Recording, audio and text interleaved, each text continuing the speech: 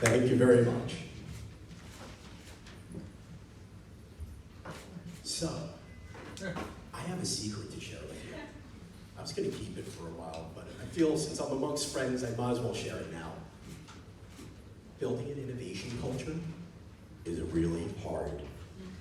It is very hard. And anybody who tells you there is a magic pill that you can take is kidding you. Because if there was a magic pill, Pfizer would have probably licensed it or bought it by now. I'm sure of it. If there's a 5-point framework that tells you everything you need to do and you can do it right now for $19.99, they're probably not being honest and forthcoming with you. You see, there are many great companies. There are many companies with smart people, great technologies, incredible inventions and platform technologies out there. From Blockbuster, Britannica, Enron, MCI, Polaroid and Kodak, the list goes on and on. The trash heap is stacked this high with great companies, with great ideas that did not have a great innovation culture. So I'm going to share one other quick secret with you. What those companies were missing that we're going to talk about is that they did not have a purpose-driven innovation movement. They did not have a purpose-driven innovation movement. That is the linchpin behind the success of building an innovation culture, because people follow purpose. People follow purpose. Peter Drucker, professor at NYU, he was considered one of the great business theorists. He said famously that culture eats strategy for breakfast. That sounds like a pretty good breakfast. Culture eats strategy for breakfast, but I think he had it only half right. The other half should have read like this: culture eats strategy for breakfast, but purpose eats culture for dinner. Purpose eats culture for dinner. Without a purpose, without the why, as Simon Sinek has famously said, your company's unmoored. People don't connect. They don't feel the raison d'etre, the reason for being that drives innovation culture. Because innovation culture, at the end of the day, is a lot like air. When you think about when the air is blowing against your back, you have an incredible headwind. You go far, you go fast, but it's invisible. So many people are going to doubt whether it really exists. But when it's stale, when it's contaminated, you know it, because it suffocates every last person around. And the oxygen is your purpose. So let me bring this to life a little bit. Who has a purpose-driven innovation movement? Where have we seen this before? How has it made a difference? To do that, I want to wind the clock back just a little bit to the 1960s, as many of us were probably alive for then, or not. And I want to take us to Texas. 1962, President John F. Kennedy stood in front of 40,000 people at Rice University. And what's interesting, if we play it back a little bit, is a few years before, the Soviets had just launched Sputnik. They were the first people to really do serious space exploration. They planted their flag, so to speak. And then they had the first man go into space. And Kennedy and the US were deeply concerned. They felt we were losing the innovation race. And if the Soviets were able to be successful at conquering the outer space, that this could lead to, in his words, weapons of mass destruction that actually came in the 60s. He was deeply worried. It was an existential worry. So Kennedy stood up in front of 40,000 people, and he said, despite all of his advisors saying it couldn't be done, we will put a man on the moon before the decade is over. And we will do it not because it's easy. We will do it because it is hard. We will put a man on the moon because it is hard. That inspired the space race. It exploded the development of NASA. Innovation became the possibility. The scientists that felt stymied were immediately liberated. And it was that purpose-driven movement that allowed for Neil Armstrong to be the first man to be on the moon. And what it did is it created a movement. It told Americans and the whole world that nothing was impossible. It invited the belief and it built a culture of innovation that lasted. Now, you might be thinking like, okay, that's geopolitics. What does that have to do with business? What does that have to do with me? Well, let me give you an example of a company that's purpose-driven, has an innovation movement. Blake Mycoskie. Anybody know who he is, just by a show of hands? A few people know him. You might even have his shoes on right now. He runs a company called Tom's Shoes. And his big innovation was something called 1 for 1. Now, if you're not familiar with 1 for 1, he had traveled through Latin America. And while he was traveling through Latin America, what he noticed was thousands of children that he came across not wearing shoes. And he said, how is it possible that I'm selling shoes to people who have 10, 15, 20, 30 pairs of shoes, but all around me are people or children who don't have shoes? And that was his motivation, his purpose. He said, we will put shoes on every person's feet.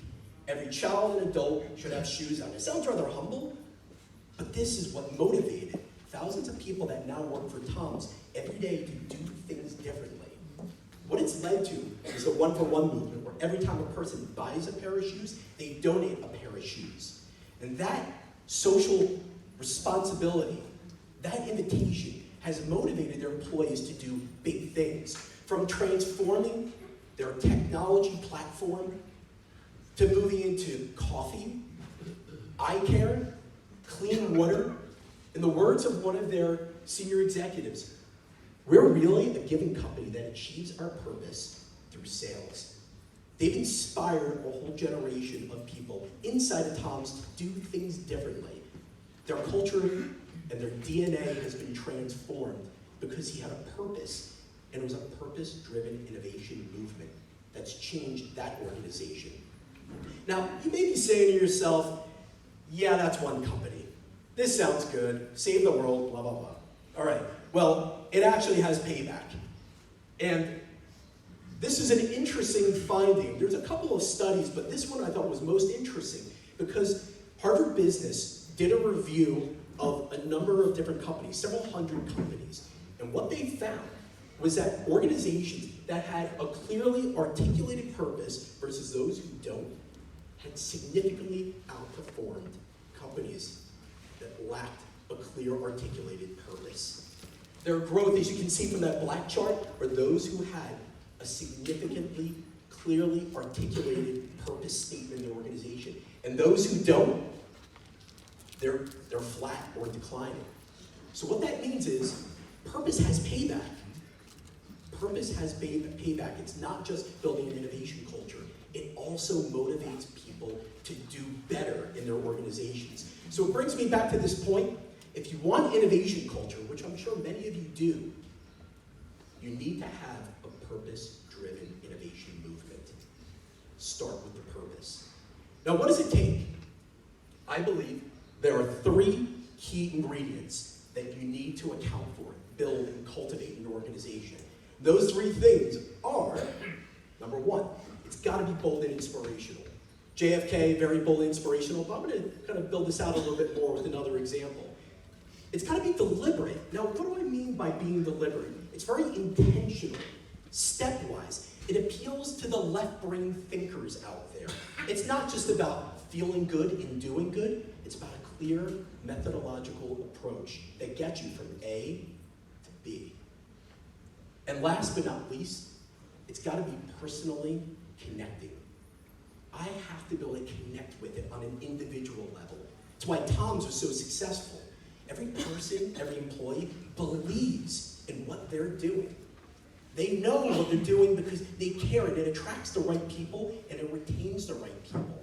And it also attracts customers, because we all want more customers. So these are the 3 ingredients. Let me dive in a little bit deeper. I'm going to share another story with you about an organization that's incredibly bold and inspirational, and it's purpose-driven. Aravind Eye Care System.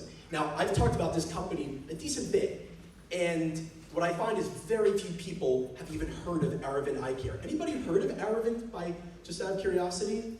I see like 2 hands out of the group raised. So, not a very well-known organization. You might be surprised to know they are the single largest provider of eye care in the world. The single largest provider. They've done over 40 million outpatient procedures. What's incredible about this is that 70% of their customer base don't pay a single penny or rupee because they're all throughout Southeast Asia, predominantly in India. What's amazing about that is 30% of people subsidize, they pay for the other 70%, and they're incredibly profitable. And they're also incredibly innovative. Let me tell you a little bit more about them. It started with this man, Dr. Venkataswamy. Going back to 1976, he had just retired as the head of a university of ophthalmology department. And he could have just gone off into the green pastures of retirement, played a little bit of golf, hung out a little bit. But he said there is an ill all throughout India that he was seeing that he wanted to do something about. All around, there were millions of people that lost their eyesight or were losing their eyesight. And for just a small amount of money that would be very a trifle for you or I, they could not afford that simple surgical procedure. So he said, as he saw this all around him, I want to eradicate avoidable blindness, no matter how rich or poor someone may be. Again, a social cause, but a purpose. There was a strong purpose. But what made this bold and inspirational was not this cause. That's the purpose. What it was is he decided, rather than start a charitable cause, join a nonprofit or an NGO, he decided to raise capital to open up a hospital. And the way he did it, because his model was a little unusual, was to mortgage his house, to ask his siblings to mortgage their houses, sell off all their family's jewelry to raise capital for a business that was going to effectively donate 70% of their proceeds. That's insane. That is a bad business model. I'm not lending this guy $1 because that is crazy. But it's purpose-driven, it's bold, and it's inspirational. But where the innovation came in was where he motivated people and what he did differently. Dr. V did things that no other eye care center has done. They have the best talent in the world, way below their normal wage, because they believe in the purpose that he laid out. He role modeled the change in the world that he wanted to see and that others should as well. But it was more than that. He adopted McDonald's Hamburger University model for efficiency for eye care. He adapted it, and they've become not only the most efficient eye care system, but they have the lowest intraocular infection rates in the world. In India, better rates than in the US or in Israel, all across Europe, in India. He additionally found that intraocular lenses, things you put in your eyes when you do cataract surgeries, that they were too expensive. So what did he do? As they started to explore it, they decided to manufacture their own, and they're now the biggest provider of lenses. He instilled a belief anything was possible as long as you have the right guiding purpose. And it infected people. It mobilized a generation. And while he is no longer with us, the reason for being is, and they are still the largest eye care provider and one of the most innovative in the world today. And you know he's been successful because he was a homepage on Google. I mean, that's pretty good. If you're a homepage on Google, you've really made it. That is the mark of success, in my opinion. All right, bold and inspirational. Next, deliberate. What does it mean to be deliberate? Well, let me tell you what it means not to be deliberate. Anybody remember the Occupy movement in New York and all around the world, the 99%? Yeah, it was a big movement, and it was pretty bold and inspirational. Hundreds of thousands, millions of people came out. People occupied something called Zuccotti Park down in lower Manhattan. It connected with people personally, but what it didn't do, it wasn't deliberate. There was no intention, there was no pathway, there was no leadership. So ultimately, after a year, it dissipated, it disappeared.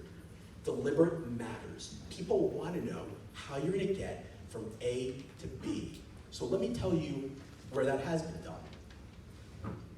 So on a personal level, having worked at Pfizer and led our innovation program, there was a big problem at Pfizer about 7 years ago. That big problem was many of our biggest products were going off patent. Now, in the industry, you'd expect that. That's normal. You face the highs and lows of patent protection and patent exclusivity. But this was big. Lipitor, Viagra, they were worth $15+ billion, all going away for the most part. And the company, the CEO, Ian Reed, had a reckoning. He realized products are going to come and go, but it's really about the people. So he had a movement around increasing or changing not just our product pipeline, but the people pipeline. And it led to this program called Dare to Try. Now, Dare to Try, you might think in an industry like the pharmaceutical industry, very regulated, very traditional. Pfizer have been around for over 150 years. Lots of experts, very much in the knower mindset. It's very hard to tell people, be daring. But we told 100,000 people to be a risk taker, to be daring, to do things differently. Now, that was all well and good, but for a lot of left-brain thinkers, a lot of logical people, they needed a deliberate pathway. So we designed a very deliberate way of getting there. This was a framework that told people how to go from a problem to an idea, to a test, to execute or accelerate your ideas. Now, this framework is one of many frameworks that are out there, but we evangelized it, we practiced it, we made it part of people's DNA. And then we had a program that made it very deliberate, that led to thousands of not just ideas, but outputs, programs, results that generated hundreds of millions of dollars. So people knew how they could deliberately innovate. Because without telling them how to do it, it's empty. It's a lot of sound and fury signifying nothing. So in the end, it's important to be bold and inspirational, but we have to tell people how to do it. The last bit, which I think is very important, is it's got to connect. It's got to pull on the heartstrings. Personally relatable. So to tell you a little bit more about that, let me take you to another place. I'm going to take you to a call center. I don't know if anyone's ever worked in a call center, but I did for 1 week in college. It was the most soul-crushing experience I've ever had in my life. And if you work in a call center, my apologies. But it's a tough existence. It was very transactional. Somebody called, you answered, you try to take care of what they needed, or alternatively, you try to sell. It was very transaction oriented. Well, a company called USAA, they're based in the United States, in Texas, and they serve veterans. United States Armed Forces veterans, and they provide insurance and other financial services. Sounds a little bit I mean, what could be so exciting about that? And they had lots of call centers. And they knew 70% of their staff would probably turn over. So they need to do something different. They need to inspire their people to think differently. But how do you get call center employees to be innovative? How do you push them, knowing that it's a transactional experience? So what do? They put them through Army Basic Boot Camp, a 4-day training, so that they could relate and connect to what their customers were doing. That they knew what the sacrifice was of their customers. They went through it, they experienced it, and then they'd vow, they'd make a pledge that they were going to do things that went beyond the ordinary, the extraordinary, and they were empowered to not just think different, but to be problem solvers, not people answering phones. Their CEO, Joel Robles, said at the time, what makes us different is that we connect purpose to our people. They all know the purpose, they know the customer, and they understand that they have to think different. So personal connection. The 3 things, as you think about this, if you want to create a purpose-driven innovation movement, you need to be bold and inspirational, you need to be deliberate or intentional in what you do, and it's got to connect to people. It's got to hit them here. They have to relate to it. So, I can tell you why it doesn't work, but that would be too easy. Why isn't every company doing this? Why isn't every organization purpose-driven? In fact, according to some research, 70+% of companies lack purpose. They're not purpose-driven. Why is that? And I can tell you. But that would be way too easy. So we're going to play a game. Everybody ready for a quick game? Yeah. All right. Give me another. Who's ready for a game? Yeah. All right. Now, come on down. All right. Well, here's what we're going to do. I'm going to give you a little bit of background. So, the Duco team, Dan specifically, has been very generous. we're going to give each of you $10,000. $10,000 each. Now, don't go running out the door just yet. Keep those doors shut, because there is some strings attached to this. You see, I'm going to give you 2 companies to invest in, and that's it. And you're going to have to make a choice. And I'm going to give you some information about them, but it's not going to be complete. And there is one other catch. We have to go back in time to 2006. Who remembers 2006? That's so long ago. 2006, I miss you. Well, just to remind you a little bit about 2006, the stock market had not tanked yet. The mortgage market was still unimpeachable, it was doing phenomenal. In the world of soccer, Italy not only made the World Cup, they won the World Cup. Who remembers a headbutt heard around the world? That seems like eons ago. And, well, Donald Trump was firing people, but it wasn't from you. It was on TV. Yeah. Anyway. All right, well, that was 2006. I hope you're all back into that 2006 mindset. You remember what you're doing, what your hairstyle was. And I'm going to introduce you to 2 companies. And mind you, they're both real. And I'm going to ask you to make an investment. So, Company A. Let me tell you a little bit about Company A. Company A had very limited market share in this market they were entering. They are very good, established in adjacent markets. They pushed their people to do things differently, but they were a mixture of chaos and collaboration. They were quite a bit contrarian. They did things different than other companies in other industries. And they had some very successful launches of other products, but they also had failures. So a little bit erratic at times, but also pretty assertive. Now, Company B is quite a bit different. They were the market leader. They were kicking butt. They just dislodged the 2 other entrenched leaders not that long ago, and they have a dominant share in this market. Their senior leaders had come from inside the company. They were vertical, so they'd come up through the organization, a very hierarchical organization, but it worked. They were engineering first, deep engineering tradition, really smart. Lots of great PhDs that know their business. And their strategy is based on proven pathways. What worked in the past, they could build on and keep improving upon. So those are your 2 options. I know you want to know more, but I can't tell you any more than that. So here's the deal. If you're thinking about who you're investing, I'm going to give you one more moment. And I'm going to ask you, if you would like to vote or invest in Company A, stand up right now. You're ready for Company A. I see the herd effect taking place. Keep standing, don't sit down yet. Stretch those legs. They get tight sitting there too long. If you want to vote for Company B, you stand up now as well. And if you want to run away to the Cayman Islands or Switzerland to put in a bank account, you can do that as well.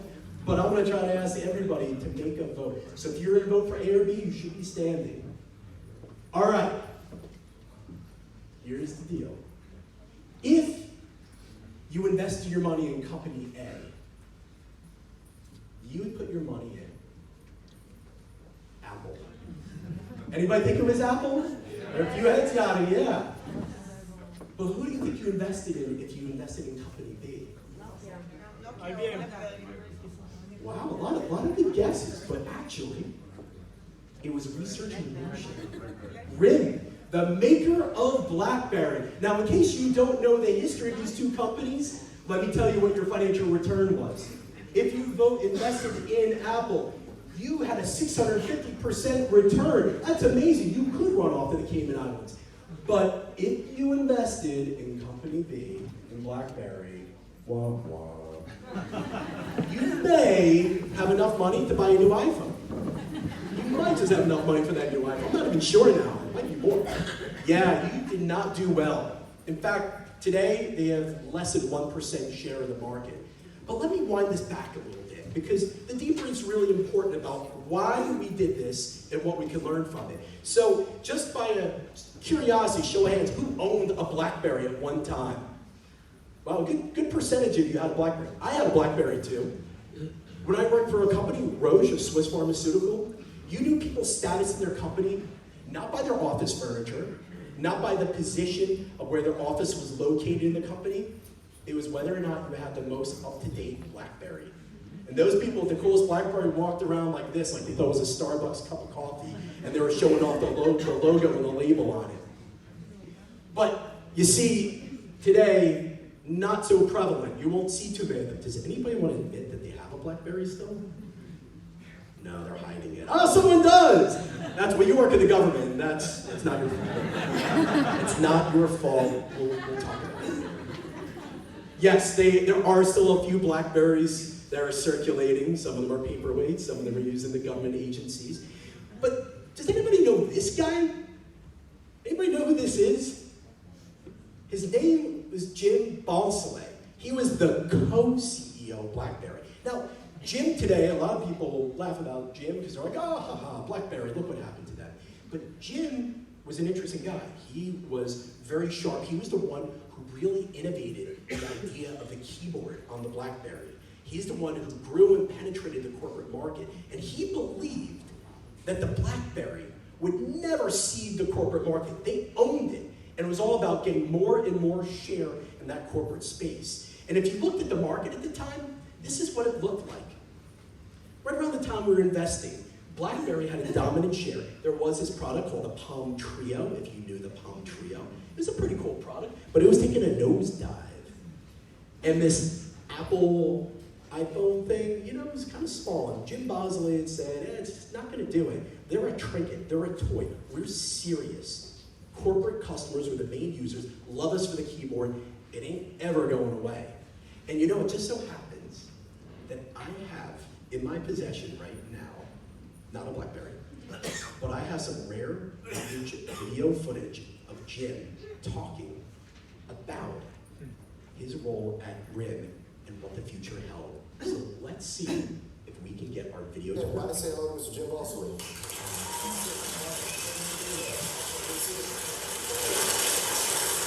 How is it that you have the same one that I have? Shouldn't you have some fancy James Bond version? You're living the dream, man. It doesn't even have a camera. You don't have the camera one.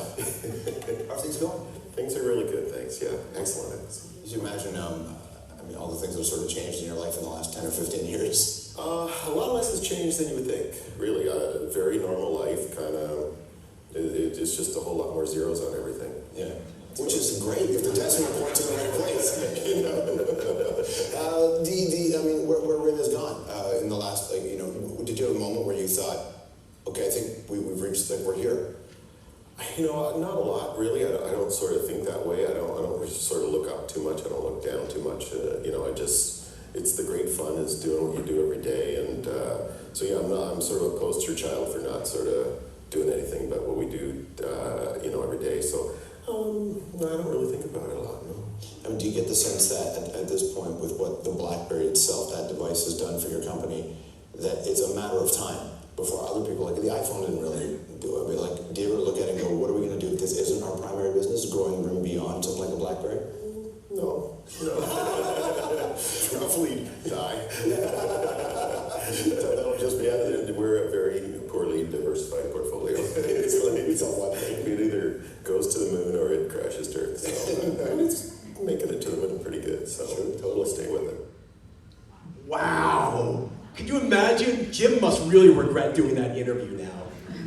I love what he said. Either goes to the moon or crashes to Earth. And well, we kind of know where it landed. And it didn't land on the moon. This is what happened with Apple. This is not long after, is that it upticked significantly. His assumption that people would never take the iPhone seriously, it was a toy, another iPod just to listen to some music and maybe send a message, they were dead wrong. Massive miscalculation. And you could say, well, he made a mistake. Everybody makes mistakes. They predicted the future wrong, but it wasn't that. It's a Jim's mindset. There was no purpose behind it. It was not purpose-driven. They did not have a culture of innovation. When his employees, the folks within the organization started saying, we should build something like an iPhone and start upgrading, he said, keep doing what we've always done. Don't look up, don't look down. In Jim's words, we would say he had what I call the knower's mindset, or a fixed mindset. I don't look up, I don't look down. I am a poster child for doing what we do every day. And if you compare that to what Steve Jobs had said and what he did, going to bed at night saying we've done something wonderful, that's what matters to me. That's the purpose-driven mindset. That's the purpose-driven mission. That's what BlackBerry was missing. There's lots of things that went wrong. It's a very complex case study. But if you boil it down, it was vision, leadership, and not just at the top, but across the whole organization. That's what sunk BlackBerry. Not the keyboard, not the BlackBerry Storm, which was a disaster. It was the fact that nobody spoke up. There was no culture of innovation. They did not challenge the status quo. They were afraid to see what everyone was seeing, but to think what nobody had thought before. So, Mark Twain, I think, summarized it best when he said, it ain't what you don't know that gets you in trouble. It's what you know for darn sure that just ain't so. That's the knowers mindset. That's the fixed mindset. That's what gets in the way of companies really creating that purpose-driven innovation movement in their organization. There's many other things, but it all stems from this root cause. So I'm going to take the last handful of minutes to give you some recommendations. As we meditate on this, what could we do differently? What have I learned that I'd like to share? Well, I'm going to share 3 recommendations. Some strategic stuff and a little bit more tactical, small things that you can do. Because we've talked up here, but now I'm going to go down here a little bit down the funnel. So, first things first, find your authentic purpose. It's like, oh yeah, of course, find your authentic purpose. But that means a lot. In my case, when I think about Pfizer, we had to work with our CEO to think about not just being conspicuous, but being clear, cohesive, and inspiring.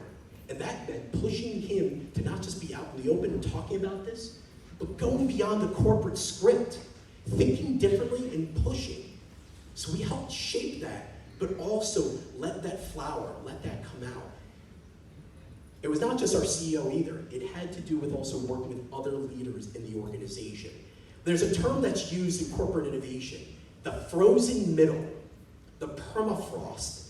It's those senior leaders who say, I have no reason in the world to do things differently. I paid my dues. We're going to keep doing it the way we've always done it before. And that creates a massive bottleneck. So we went after a number of these senior leaders to fan the flames of what they were doing differently so that they could not only echo what our CEO was saying, but they could actually be a guiding light and inspiration. Now there's one other piece to this I think that's really critical, maybe the most important point of all, is that you have to build a trust surplus. And we did that through people networks. Informal people networks that we formally guided. We had over 1,000 people who've been trained as both evangelists and champions all over the world in different parts of the business, different geographies, that became the mouthpieces. They were the ones modeling the change. They were the ones who were carrying this at the grassroots. And that matters because it basically creates a sandwich. On top, you have leadership pushing down and sharing, and from the bottom, you have your colleagues, your employees that are continuing to carry the mantle. So you have to find your authentic voice. It's got to be believable, it's got to be relatable, and at the end of the day, people need to be inspired. So finding that authentic voice. Second, you got to build a brand. As a marketer, there's lots of programs out there. And what I would say is that innovation programs die a quick death, but brands, they have a long lifespan. So this is a visual of the trajectory of our program. It's called Dare to Try. And the Dare to Try program had a much longer life and continues to have a long life as compared to the average change management program. And why that matters is because change management programs burn out very quickly. This is based on research by a guy named Prostine. We found that after 2.5 years, most of your innovation programs, your change programs, they take a sharp turn downwards. So that means people have to connect. You need to build a brand and identity that people emotionally relate to. It can't be a program, it's gotta be a brand. And how do you do it? Real, relevant, and often messaging. These are examples of the type of messaging that we would send out. Not just one and done, but constant, regular communication, messages that are individualized, and they talk to people with the authentic voice, but connected with people personally. We used a lot of data and insight to talk to people in different ways and constantly put the brand in front of them and get them to connect. And the last thing that I'll say about this is symbols and iconography. If you want people to really connect, people fall in love with brands. The Starbucks logo, the Nike swoosh. Think about your favorite products. You immediately have a connection. You create an immediate cognitive connection to it. So we wanted to do that. So we have our friends Debbie and Darren that became our spokespeople, these characters, these icons, and it was about putting out the symbols and icons everywhere and making it part of the essence of the organization. So the brand lived, people emotionally connected. People would well up with tears when they'd start thinking about the brand. It was just a brand, but it became a movement because we branded it and we continued to grow it. Last thing, establishing psychological safety. Now, this is a term that's gotten a lot of play. People talk about psychological safety, but it means a lot. It means that your leaders, your organization, have valued and demonstrated and role modeled the type of culture and the way to be, so you are not afraid to take a risk, to do things differently. When you have an environment where people are afraid to do things different or afraid to take a risk, it shuts down everything else. You do not have a culture. You do not have a movement. You don't have a meaningful brand. So what can you do to build it? Role model your purpose. Work with all of your leaders to make sure that they walk the walk and they talk the talk. Second thing is doing corporate mythologizing, storytelling. We would grab real stories and we would highlight them. They're a part of our messaging, but we also shared these and constantly told the stories so people can connect, to hear and understand. And by hearing how other people succeeded or failed, more importantly, what it did is it built a baseline. It built that trust and that safety that I too can do that. And what gets measured matters. Matters that counts is counted. But sometimes putting things in ink really does matter. So we built norms and we put risk-taking and the authentic purpose in everybody's goals, not just colleagues, but every leader. So they were measured on whether they were supporting it, they were fanning the flames of it, and if they were role modeling and doing it. By doing that, that built safety, that if they went off into the open road, that they did something different, that they wouldn't get dinged, wouldn't get beaten up on it. And the last thing that I'll say about this is about making a difference. You need to constantly talk about the change and the difference people are making in the company and the world. So we would constantly campaign this. Going back to 2016, we'd run these types of campaigns regularly. We told people the difference that you are individually making. So we talk about how many people were getting involved. We talked about the number of sessions and impact they were having. We talked about the number of ideas and experiments they generated. We talked about the monetary impact for the organization, as well as also the societal and the human impact. And then we talked about them, how they were daring to be different, and they were inspiring the next generation of people in the company. By doing that, people connect, they feel the power of it, they feel inspired, and this is what builds the DNA. This is what builds a culture of innovation in your organization. It is not easy, it is hard, but it is doable, and you have to start with purpose. So the last things that I will say to you are, remember, find your authentic purpose, build a brand, not a program, and build safety. In the words that Peter Drucker should have probably said, culture eats strategy for breakfast. Purpose, it eats culture for dinner every day of the week. Thank you very much. I'm happy to answer questions about any class.